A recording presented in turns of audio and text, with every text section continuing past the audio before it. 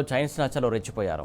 గోధుమకుంట గ్రామంలో గుడిసెలో హోటల్లో నడుపుతున్నటువంటి జీవనం సాగిస్తున్న పుట్ట సువర్ణ అనే 60 ఏళ్ల వృద్ధురాలి మెడలో నుంచి 5 తులాల పుస్తల తాడు ఎత్తుకెళ్లారు దుండగులు.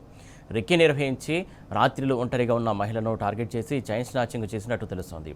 పోలీసులు కేసు నమోదు చేసుకుని దర్యాప్తు చేస్తున్నారు.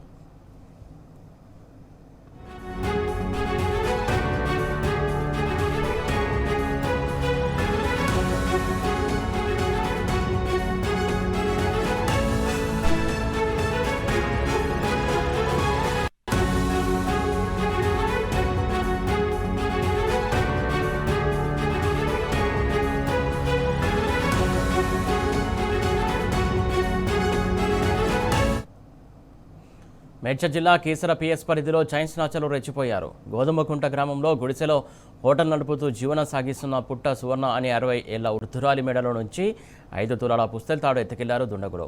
రెక్కి నిర్వహించి రాత్రిలు ఒంటరిగా ఉన్న మహిళను టార్గెట్ చేసి చైన్ స్నాచింగ్ చేసినట్టు తెలుస్తోంది. పోలీసులు కేసు నమోదు చేసుకుని దర్యాప్తు చేస్తున్నారు.